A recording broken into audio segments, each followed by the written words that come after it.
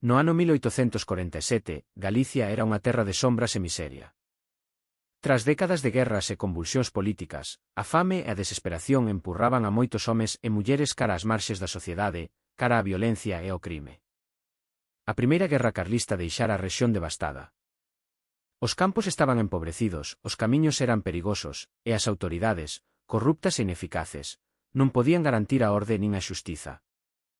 Neste contexto de desolación, naceu un dos episodios máis escuros e fascinantes do bandolerismo español. Na cidade de Tui, xunto ao río Miño, que serve de fronteira natural entre Galicia e Portugal, existía unha prisión coñecida pola súa dureza. Entre os seus muros húmidos e as súas celas escuras, 3 mulleres de destinos cruzados atopáronse no ano 1847. A primeira era Rosa. Nacida nun fogar pobre das terras de Pontevedra, a súa vida fora marcada pola violencia desde a infancia. Criada entre a miseria e os abusos, Rosa desenvolveu unha ferocidade inquebrantable que a fixo temida mesmo entre os homes máis duros. Fora detida por asalto a man armada, pero a súa mente xa planeaba a fuga desde o primeiro día que pisou aquelas celas. A segunda era Inés. De orixe humilde pero de intelixencia extraordinaria, Inés era a mente calculadora, a estratega. Coñecía as rutas de contrabando entre Galicia e Portugal como a palma da súa man. Fora presa por fraude e contrabando, pero o seu verdadeiro talento era a manipulación e a planificación. Nos corredores escuros da prisión, Inés observaba, calculaba e esperaba o momento axeitado. A terceira era Catalina. A máis experimentada das 3, Catalina chegara á prisión de Tui con anos de vida no submundo criminal.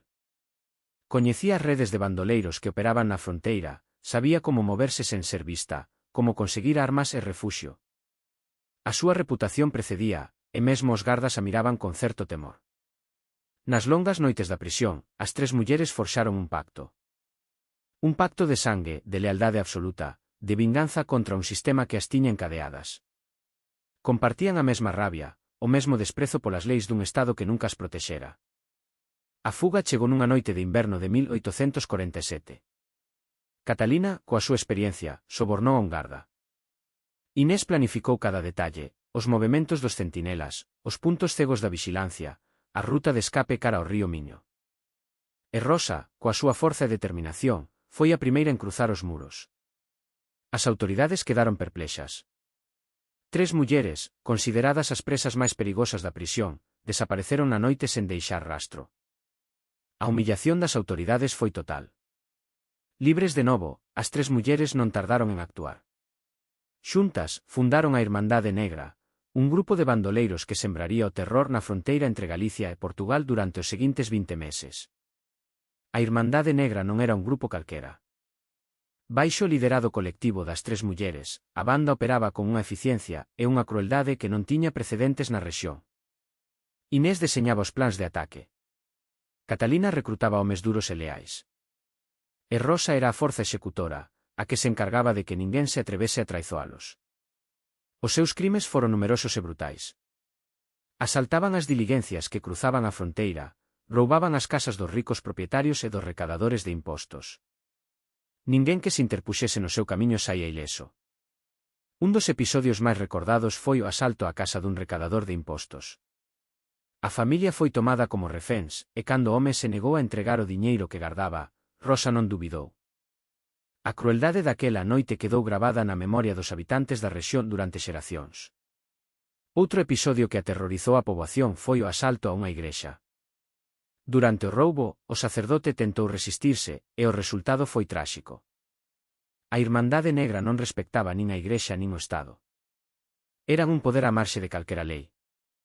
En 20 meses de terror, a Irmandade Negra foi responsable de 47 mortes confirmadas.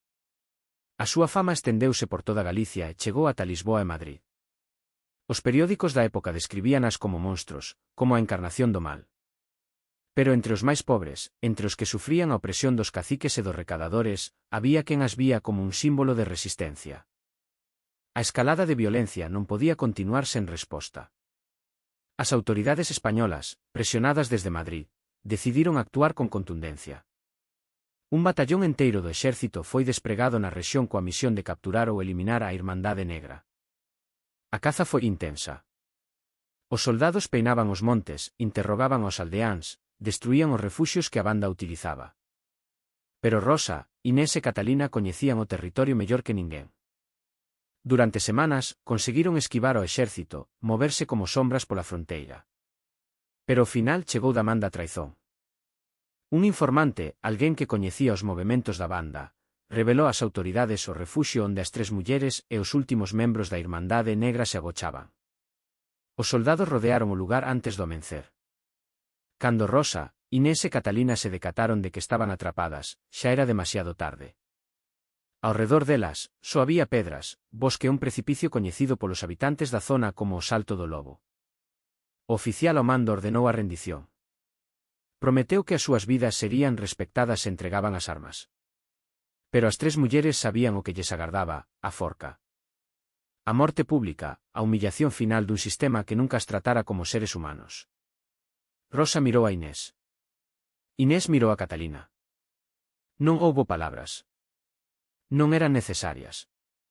3 anos de pacto, de sangue compartido, de loita e supervivencia, dicíano todo. As 3 esporearon os seus cabalos ao mesmo tempo e lanzáronse cara ao precipicio. O Salto do Lobo. Saltaron xuntas ao baleiro, como viviran, unidas, indobregables, libres. O final da Irmandade Negra foi tan dramático como a súa existencia. As autoridades recuperaron os corpos ao pé do precipicio. A noticia estendeuse rapidamente. Algúns choraron. Outros celebraron. Pero ninguén quedou indiferente. A historia de Rosa, Inés e Catalina converteuse nunha das lendas máis escuras do bandolerismo español. Un reflexo dunha época brutal onde a inxustiza, a pobreza e a desesperación enxendraron os monstros máis temidos de Galicia.